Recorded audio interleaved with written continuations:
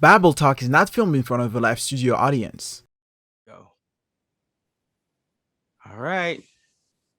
Okay. Okay, ladies and gentlemen, welcome to another installment of Babble Talk. I am not your main host, but I am the co-host, Josh, aka Jammer. You've probably seen my interviews on my channel, but today I'm honored to be speaking with rock royalty David Sancious. I'm sorry, I'm so bad at pronouncing last names. So That was the funny thing, the way that I pronounce it, it gets pronounced different ways according to which country I'm in. But the way I pronounce it is Sancious. Sancious. Sancious, yeah. David Sancious, and Yeah. I'm just completely honored. Sir, thank you for joining us today. It's a That's complete my honor, man. That's honor. my pleasure. It's a pleasure. It's my pleasure. Yes, I was looking into your background and just like the people you worked with, and I was like, what?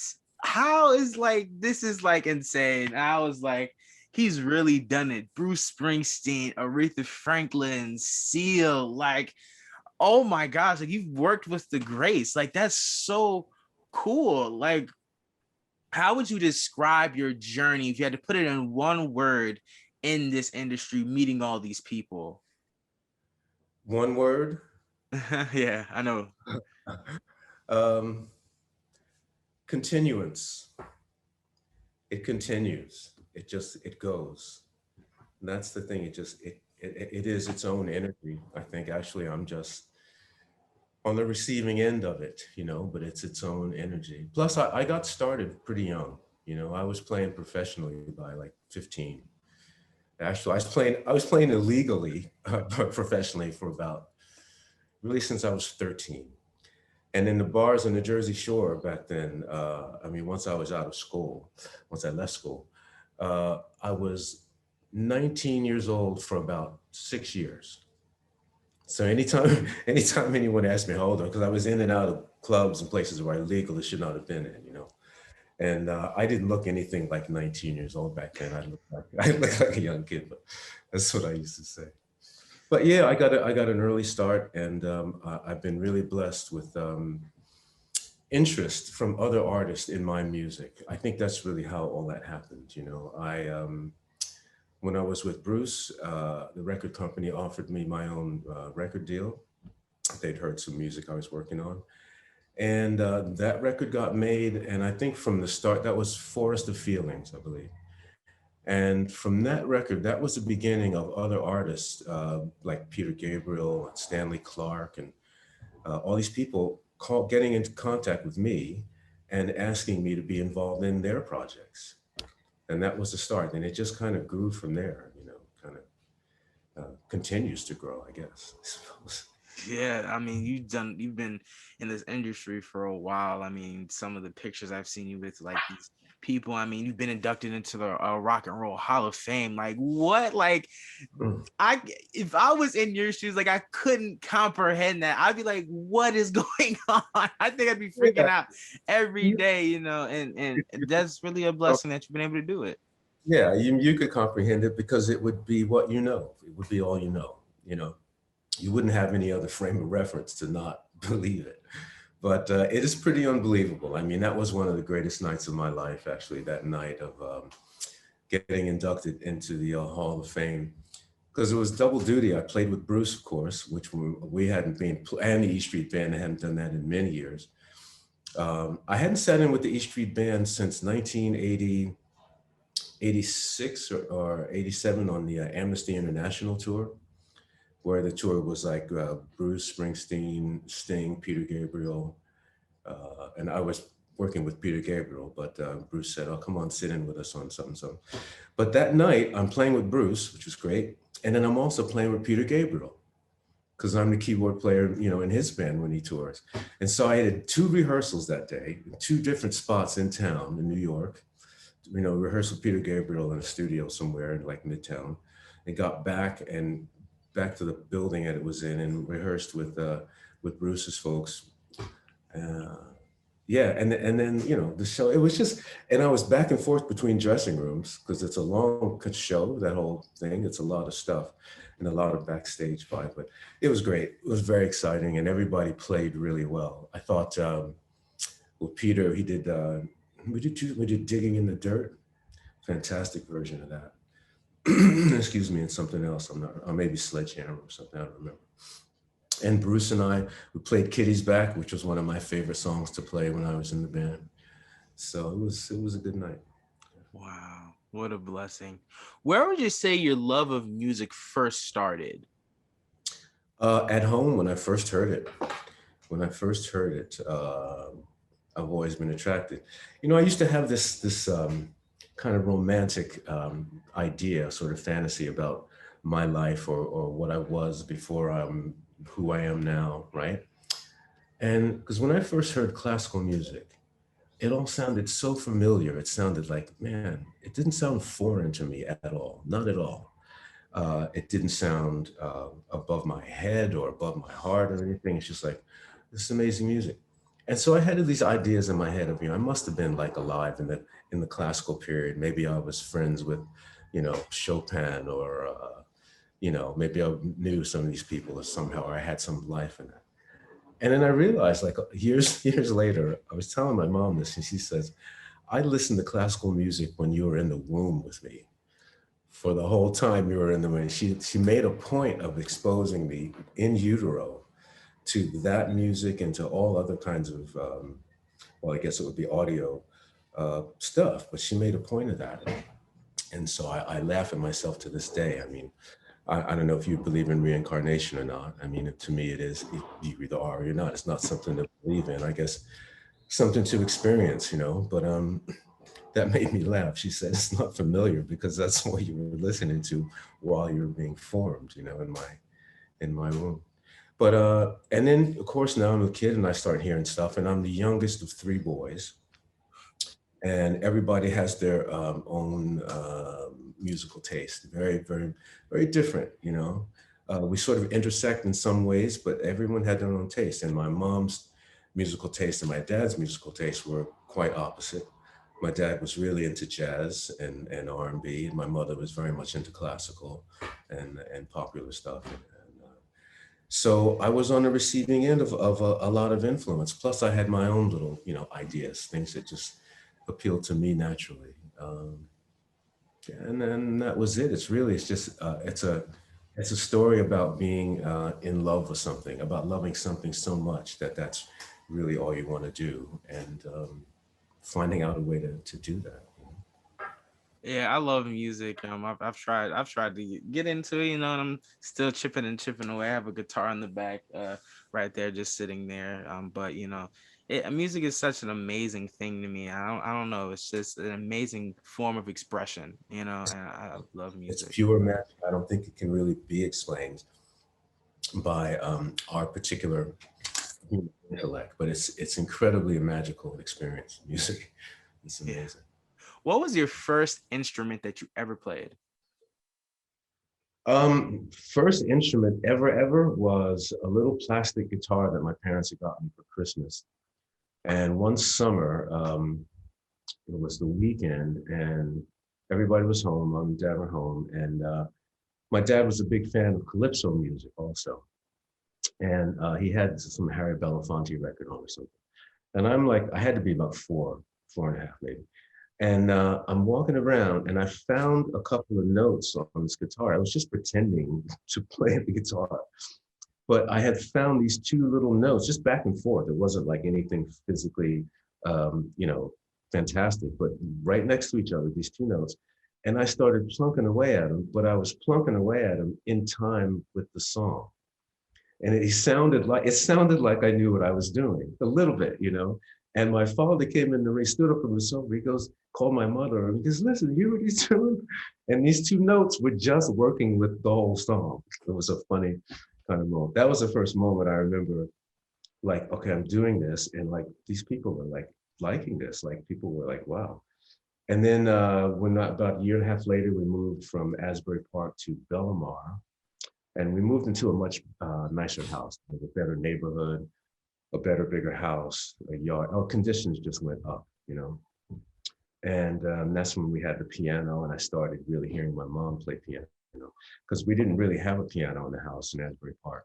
So once we got in there, being able to hear her play every day and see how how much she loved it and how inspired she was by it. And it was just beautiful. It's just like the house always had beautiful music in it most of the times, you know, and she was a source of it a lot. I used to sit and watch her for hours, just watch her practice and watch her play piano, play pieces, you know. My first instrument was a trumpet. I was used to playing the band with me and my friends, and then I kind of quit the band because everybody went off and did their own little thing, and I dipped off. I was like, yeah, I was like, nah, not my gang isn't with me. I don't want to do this. And then we all went our separate ways. But you know, I could if someone was to put a trumpet in my hand, I feel like I could remember a few notes here and there, you know, because it was like second nature to me for a while, even though it wasn't the greatest. You know, I took like to water. You know what it is? I mean, music is like, everyone's not going to end up being a professional about it. But music is like whatever enjoyment you personally get out of it, whatever level, whether it's playing, not professionally, whether it's like listening, you know, any kind of thing that's any moment of enjoyment you get, that's it. That's what it is. You don't have to prove anything to anybody. You don't have to have any kind of big goals to set, you know, just enjoy it on whatever level you choose. You know? Absolutely. Do you remember your first major musical experience? First major musical experience. Wow. Well, that would have to be listening to something else. I wouldn't be anything that I personally did. It would have to be a piece of music that I heard that profoundly affected me.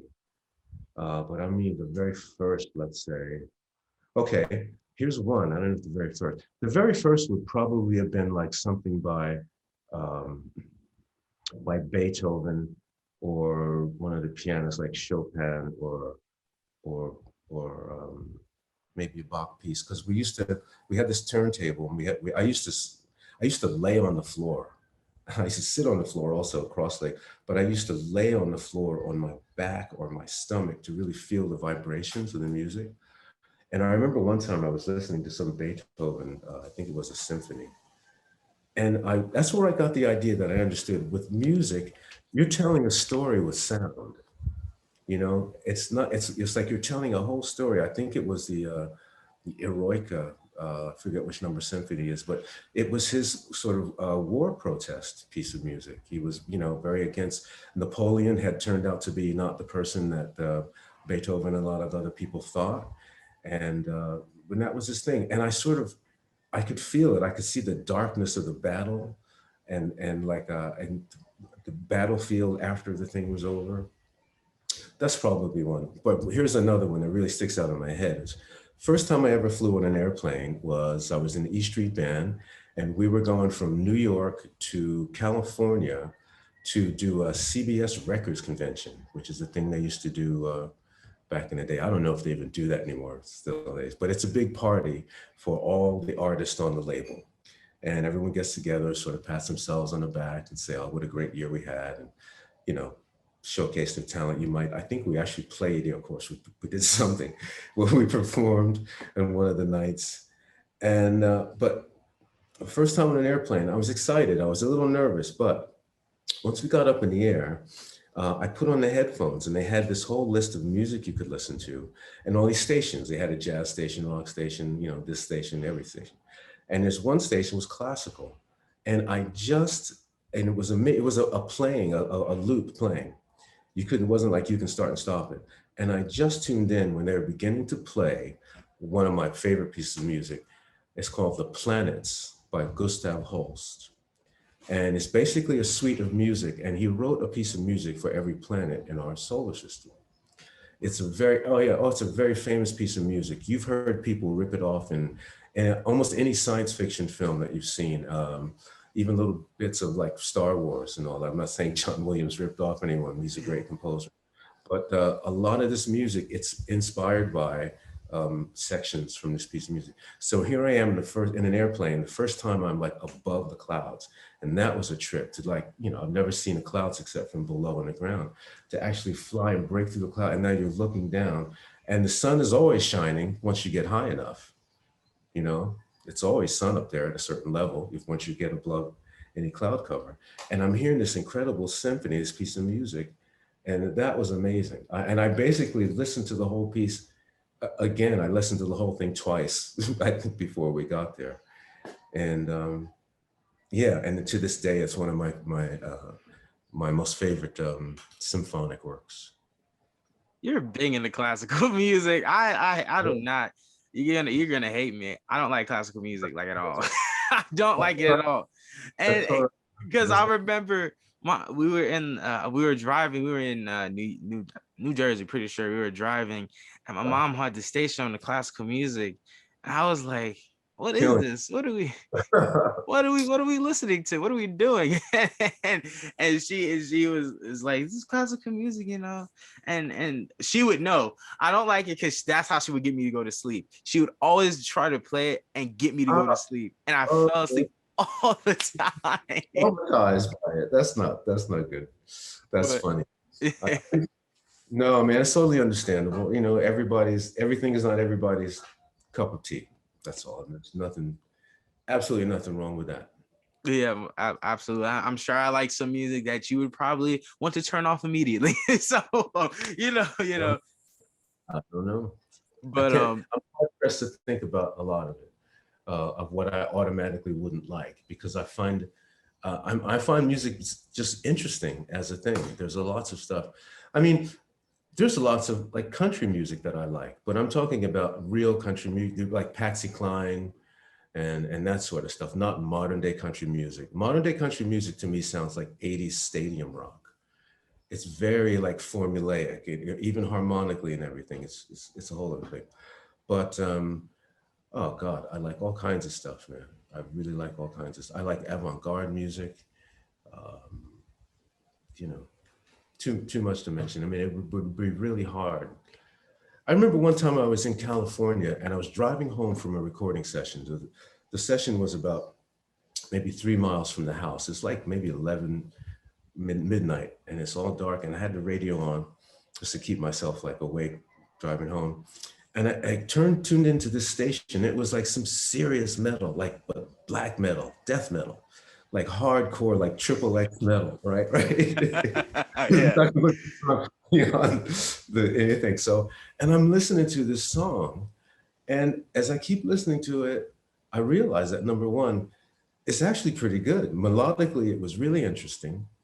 It was recorded really, really well. And it just was interesting all around. And I'm going, damn, man, that. I just saying to myself, that's really good. I'm probably not going to go out and buy that. You know? And I don't know if I'm going to, tune into that station tomorrow. But I mean, just the honest admission of, when it's, who said that? Like Duke Ellington, there's only, two kinds of music. What is it, not good and bad? It's music I'm not messing up a quote by him. But it's basically, if you like it, it's fine. If you like it, it's good music. If it's not for you, it's not. But yeah, and I think that way too. It keeps everything interesting. I don't really think that I know it all just because I've been in the industry a long time and I've been traveling around the world, and I play different types of music. From jazz to rock to funk to whatever, improvise. So I like being not fixated on one. It's like my allegiance is to music itself, not any particular genre. And then, because I don't know what I might hear tomorrow, it'd be fascinating. Absolutely, there's always something new to learn, and always something fascinating. I always find myself learning something new or finding out something that's just really interesting to me every day. And that's what gives life its spice, just finding out something new and interesting and something that brings you joy. Just makes what makes life special to so many on this planet. Well said. How did you meet up with Bruce Springsteen? Like, that's, like I said, as a major musician, and how did you get the opportunity to talk and just play with him? I met Bruce one night at this club called Upstage in Asbury Park. And Bruce, even back in those days, was very famous locally. Very, very famous. He was like the number one guitar player, in the area. And I used to go to Upstage, but back in those days, I used to go to dance, and I wanted to meet other musicians, but I didn't know those guys, and that that side of town. Actually, when we lived in Asbury Park, we lived on what's called the west side, the wrong side of the tracks, right? And this club was on the other side of the tracks, and it was mostly white musicians. I think maybe myself and Ernest Carter and Clarence Clemens were some of the only Black artists to even be in there. But anyway, I was walking there one night, it was summertime. And as I walk in, there's Gary Talent, the bass player, who I had done a recording session with a few weeks before we had met. And he sees me walking up the stairs, and he's standing next to Bruce. And he and Bruce are organizing a jam session for the next, when they start up again. Gary introduces me to Bruce. Bruce shakes my hand. He says, "Hey, we're organizing this jam session. Do you want to be in it?" I said, "Yeah, absolutely." And boom, we played. It went on for a couple of hours. It did. It went on for a couple of hours. People were coming up and going down, you know, different drummer here and there. But I stayed up there for quite a while.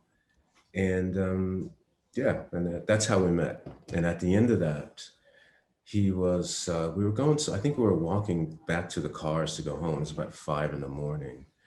And he mentioned that he was getting ready to end this band that was very popular he had. It's called Steel Mill.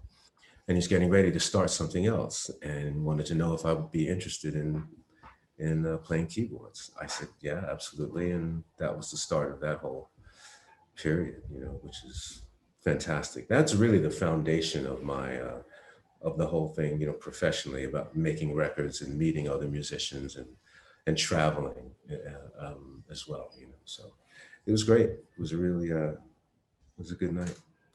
You never know who you meet. You never know where it could lead to. So that's really awesome that you got the chance to meet him. Another musician, I was wondering if you had got the chance to play with. A little side thing I was wondering, have you ever met Max Weinberg? Because I know he worked with Bruce Springsteen. Yeah, I've met Max. I met Max a few times. Actually, I believe that I was at Max's wedding. And Bruce was there also. This is going back a ways now. So yeah, I've met him a few times. And yeah, he was of course playing drums the night of the Rock and Roll Hall of Fame situation. So yeah, we played a bit together like that. That's so dope. I love Max. Really cool person. Love to speak to him one day too. I just love his playing style. Just so cool. Are you personally a big Bruce fan? A big Springsteen fan? Me personally, not, I wouldn't say necessarily, but I am a fan of his work. I don't listen to a lot of it, but I've seen some of the things he's done. And of course, I'm a fan of the people that he's played with, like you. A huge fan of a lot of the work you've done. And like I said, Max Weinberg, you know, really cool. And I'm a fan of those people, but I'm getting more into it because, like I said, I had to listen to some of that stuff to be able to speak to you about it. I don't want to come in here, you know, blind. I don't like doing that. No, you don't. Yeah, so. Are you in Paris right now?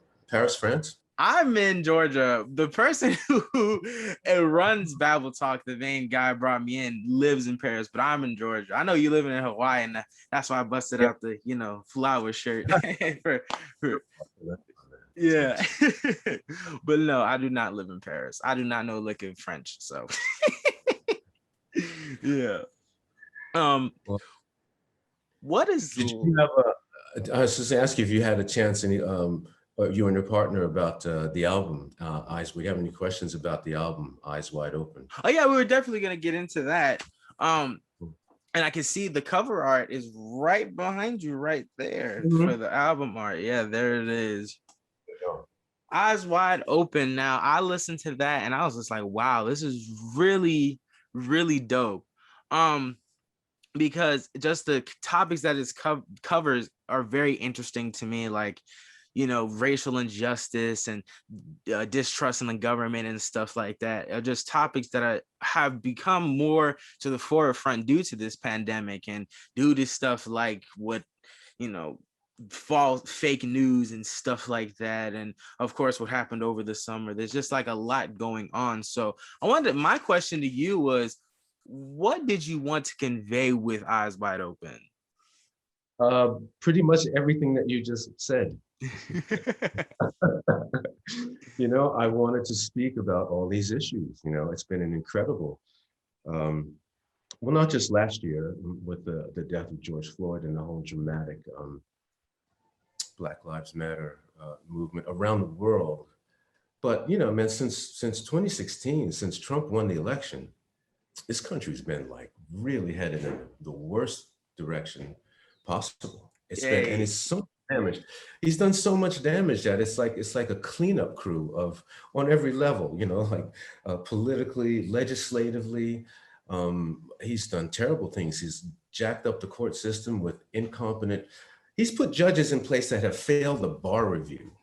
Think about that. And these people are in there for a lifetime, and they wouldn't be able, if it was a car mechanic and they're going to fix your car, you might get in there and die. These are people who have been found unfit by the National Bar Review. That Donald Trump has put them in federal court positions around the country, and these are lifetime appointments. It's tragic. It's tragic. It can be remedied, but it's a lot of work, you know. And we're in a civil war in the court system now in this country. It's not a civil war. Well, it is a war out in the streets too. Excuse me. It's pretty rough out on the streets. But I mean, legislatively, to stop the Republican Party from what they're trying to do, to disenfranchise people of color from voting, to make it a crime, to assist someone standing in a hot line waiting to vote, to make it a crime to offer them water or food or something, that is insane. That's slave master, slave owner mentality. And it sucks, and we're not going to stand for it. It's not going to happen. And it's just going to be more of a fight. You know, a lot of people, Stacey Abrams and a lot of others, too many to name at this moment, did an incredible effort, you know, not just in Georgia, but in other states to correct this stuff. Now they're trying to stop it. Well, guess what? Right? We're just going to come back twice as strong. We'll find a way around every stupid, racist little block that you try and put in a person's way in order to exercise their right. And what's happening in this country, it's becoming quite fascistic.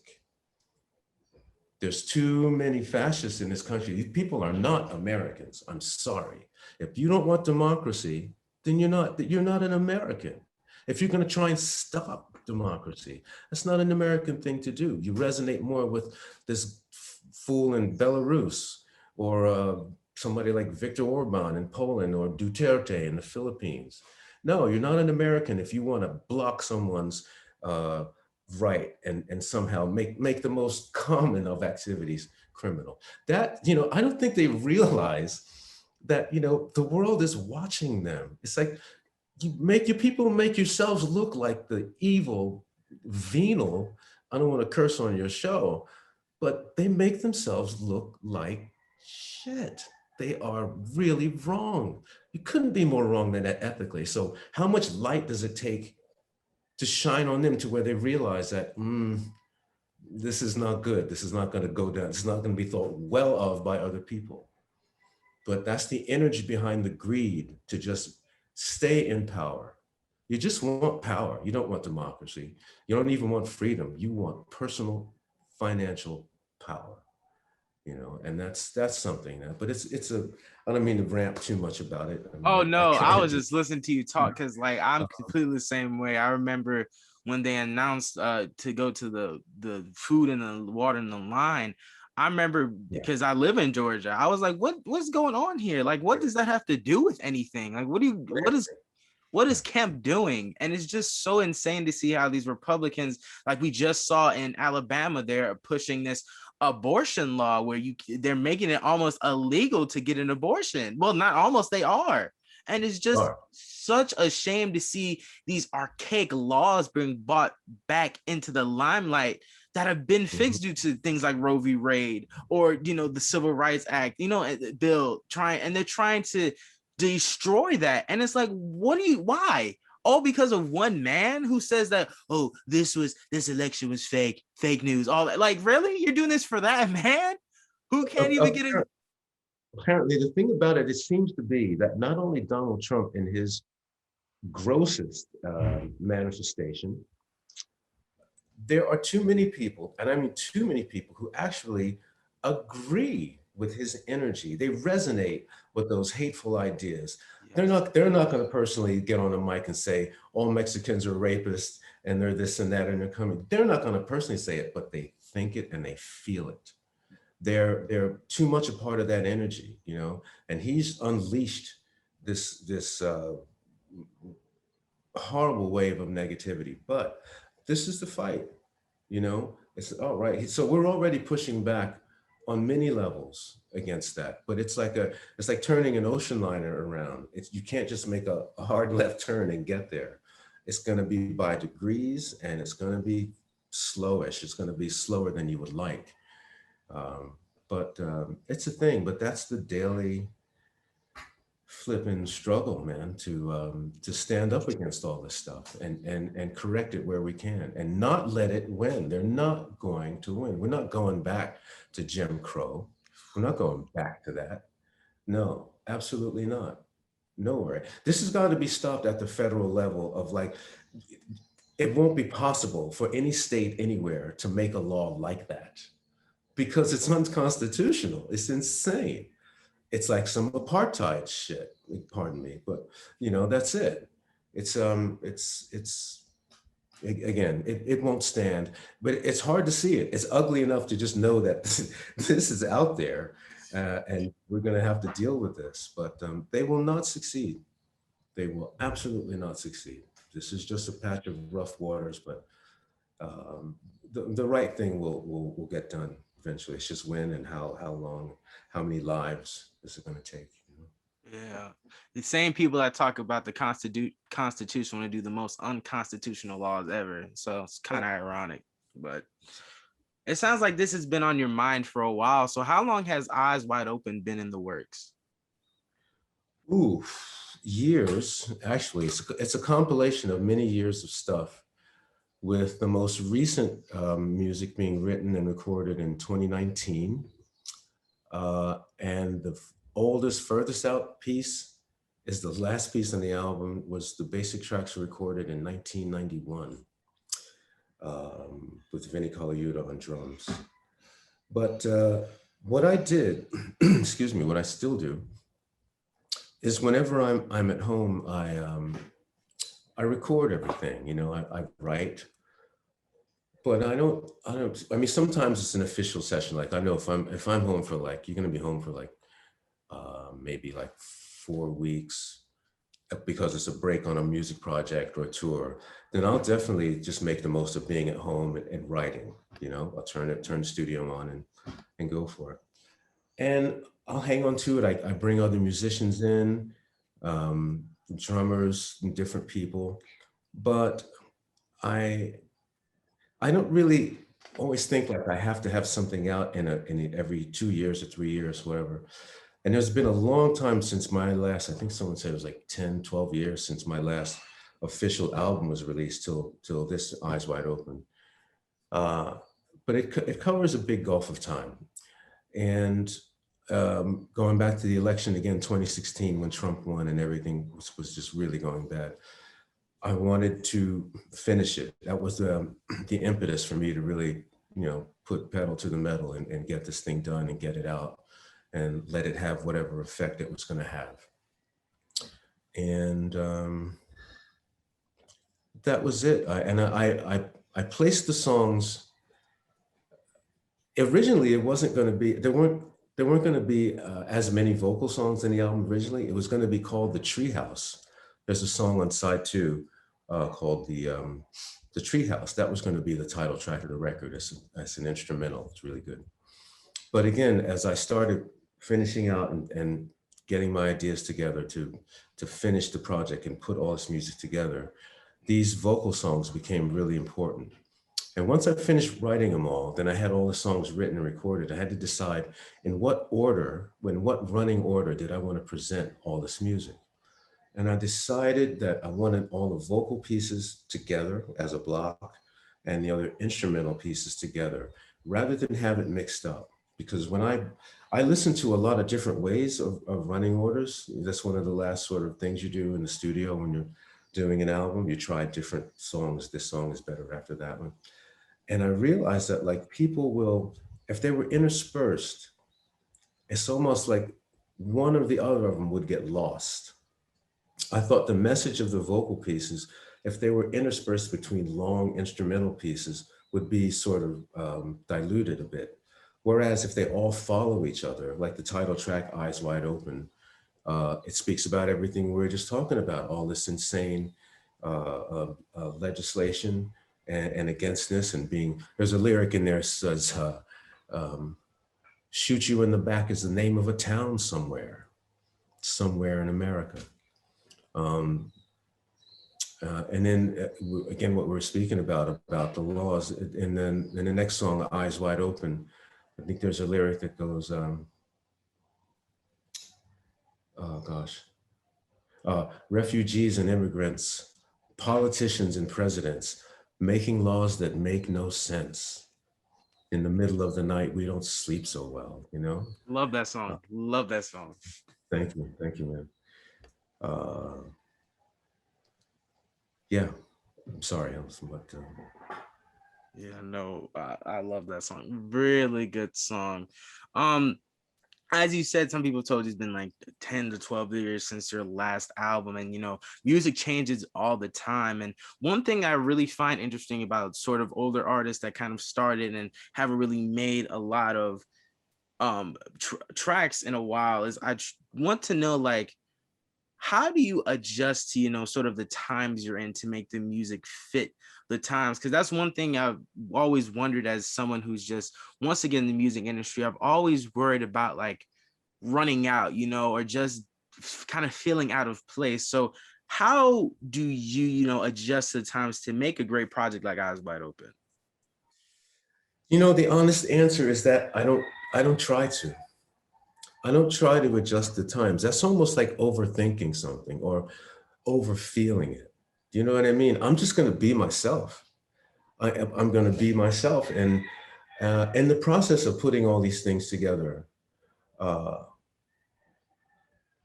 something, let's say, of this time may infuse itself into your music, but I never sit down thinking about it. Honestly, I don't come at it with thought. I come at it with feeling. And for instance, all those lyrics we were just speaking about, I really feel all that stuff. I'm not thinking all that. I really feel it. It's ridiculous that people are getting shot in the back, and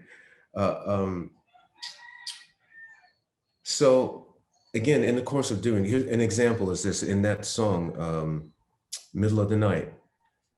I started writing the song. I knew I wanted drums on it. I knew I wanted real drums. I didn't want to use like a lot of loops and sequence. So I found a loop, and it was in that, it was a hip hop loop, but subtle. It wasn't like super aggressive, but it was enough for me to record the song because I found a loop I liked. I found a sound I liked, boom, press record, and start playing. The song basically poured out of me after one really disturbing night, February of 2019, where I'm just living the lyrics. I'm very upset about things. It's like, I don't know how it's all gonna get together, plot. So I get the song recorded as a, beginning to end, and I got the lyrics together and everything, and I called Will Calhoun. We were working on another project together. We have a duo called Open Secret, where it's drums and keyboards. It's fantastic. I said, Will, can you play on the song on my album? And he came over and he said, got all set up. And I said, I really want to just replace this loop with a real player. He goes, man, listen to it actually. He goes, why don't I play drums with the loop? Instead of losing the loop altogether, let me just play sort of over it or around it. And the combination, he did this thing. If you listen to the cymbal work in that song, it's insane. So he's playing drums, but it's mostly cymbals. He's playing two ride cymbals at the same time, the bell of two ride cymbals, and he's playing bass drum and his hi-hat. I think he does one fill on the tom-toms, but otherwise it's uphill. And the rhythm he's playing, it's something from Mali. He lived in Africa for quite a while and he studied with these Malian master musicians. Just rhythmically check out what he's doing. It's insane. I never heard a groove like that, but he was right. Like combined with the loop, here, and there's the thing, the not me adapting, which is realizing, okay, and that's a modern thing. That's not a sort of sound I would have had access to in previous years, So yeah, but that's how you just sort of leave yourself open to little magical things that might happen like that.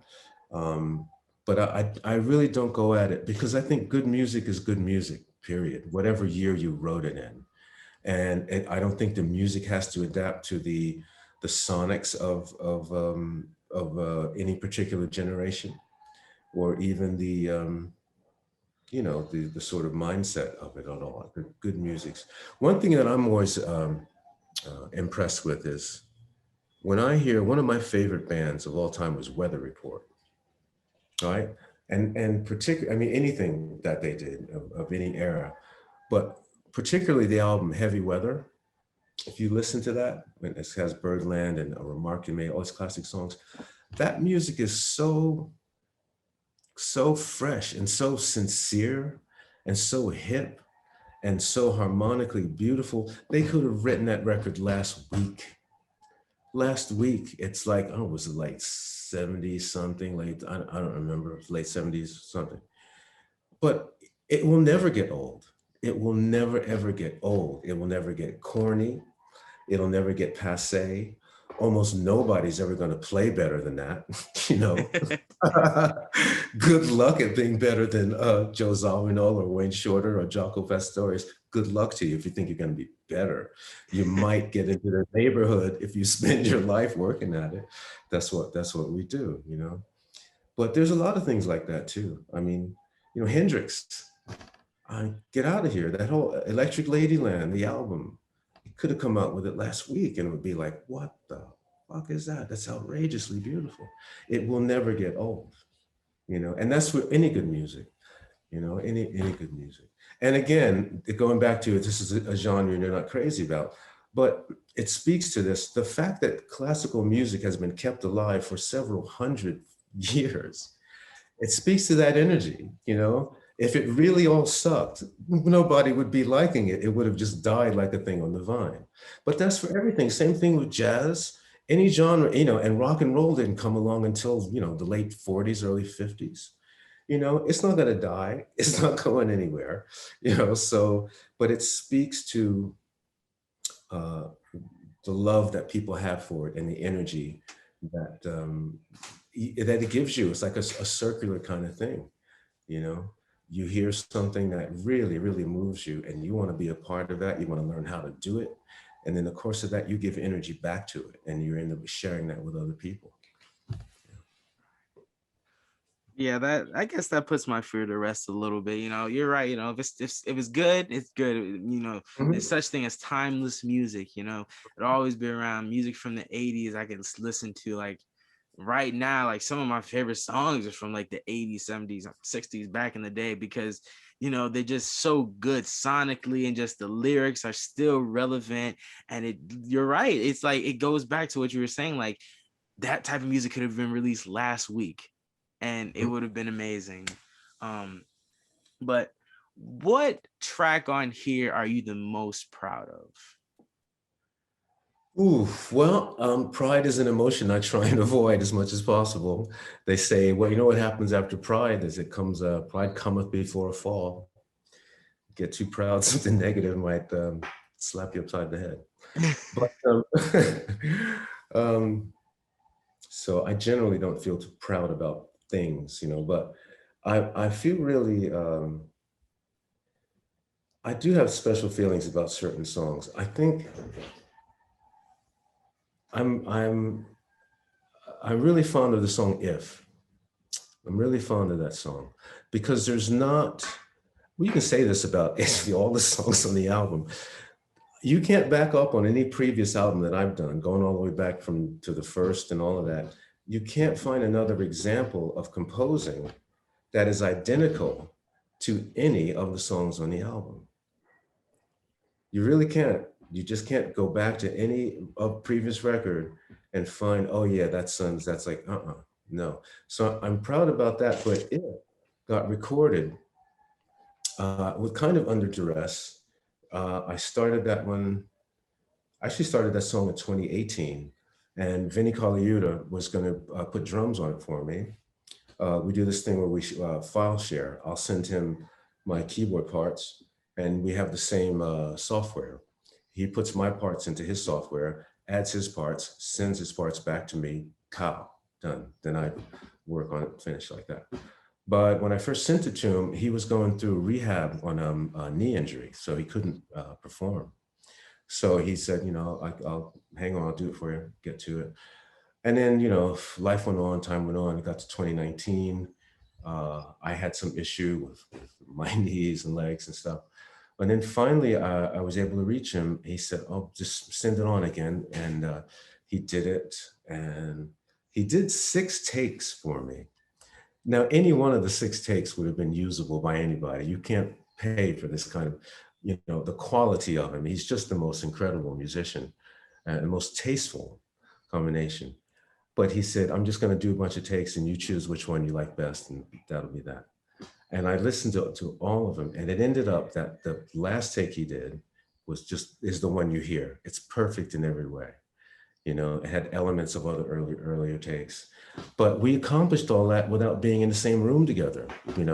I was in the upstate New York then. I was in Woodstock, New York. He was in Los Angeles, and I really needed to, get the project done. But I really wanted him to do it. I didn't want to use another musician. I didn't want to use it, electronics.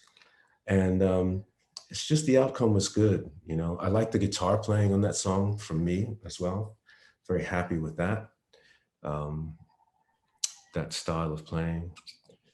Just the way that song came out all together, I'm very, very pleased. I guess if I had to say, you can only have one answer, I'll say if. Awesome. Well, this is my last question to you. And before we get out, I'd just like to say it's been a huge honor to speak to you. Really glad I got the opportunity to learn more about your story and your journey and just all of the great music you got coming out. And I'm just really glad that we spoke on very important topics. I'm really glad. Thank you, man. But my last question to you is, what is a message you would leave to the people who are feeling down by everything that's going on around the world? Obviously, laws are still being changed. We're still living in a pandemic. There's a lot going on around the world. What would you say to people who just need a little boost? Boy, you know what? This is something that my mother said to me on her deathbed. I had the privilege of being with her every day for the last 6 weeks of her life. And one of the last things she said, "David, life is a long, hard road, but you just have to find a way to walk down it somehow. You just have to do it. You just have to do it. There's no magic bullet answer to what's going to get you through a tough time." And it's been a tough time. But at the bottom of it, you are going to have to get through it. You just have to reach inside your spirit, inside yourself, and find a way to get through. Find a way to get through the depression, for the darkness, the whatever is on you. You have to find a way. And that's it. It's your life. And that's it. You just have to do it. I want to, before we go, I didn't want this. It's kind of a profound note. Since moving here to Hawaii, I live on the beautiful island of Kauai. And the people at the radio station there is called KKCR, Kauai Community Radio. And I have a 2-hour show every other Monday from 6 to 8. Yeah. And they let me play whatever I like. And it's really wonderful. It's 90.9 and 91.9. And it streams worldwide. You can go to kkcr.org. And there's a real cool website, and you can get it, worldwide. And it's a cool station. So you can tune in and enjoy that. I've been having a lot of fun here doing that. That's so awesome. Yeah. Well, we're going to leave a link to all that in the description. Oh yes. What were you going to say? No, I'm just saying, that's, as you're asking, it's a good question. People are really, really hard pressed. And it's just up to us all to find a way to get through. Doing this radio show has been one of the ways it's helped me.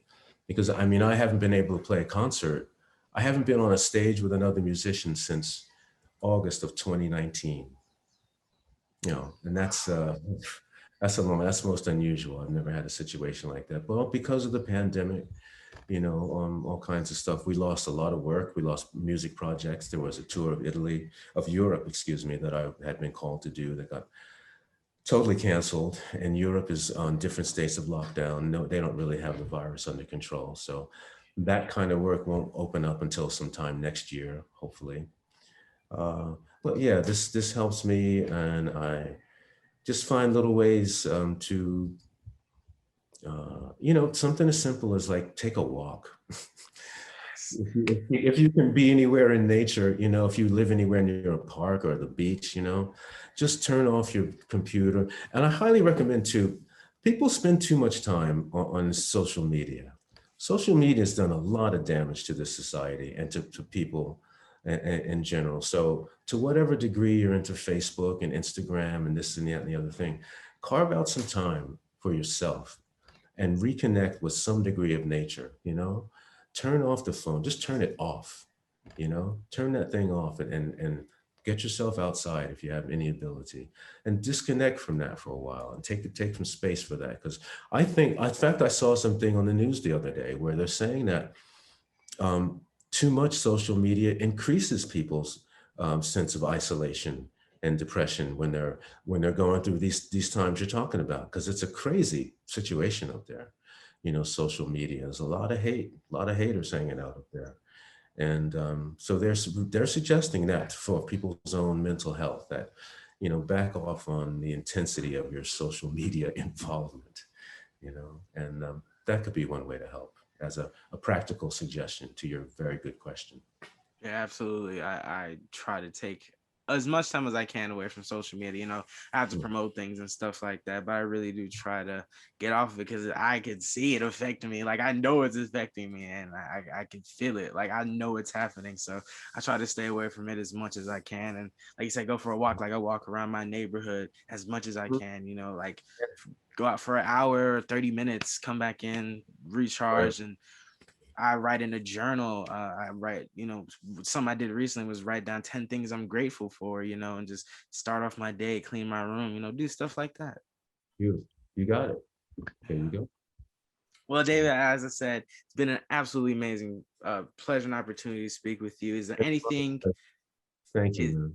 absolutely would do it again in a heartbeat. Is there anything you want to? No, I just want to thank you for the interest in my music, and thank you for the degree to which you're sharing it with other people. I really appreciate it. Absolutely. All right, guys. Well, I'll see you guys on the next episode. Well, not me, but whenever. Enjoy Babble Talk. I guess I don't know because I don't know when I'm coming back, but it was an amazing opportunity. Love each and every one of you, and stay safe. Talk to you later, David. Bye-bye. All the best. Okay.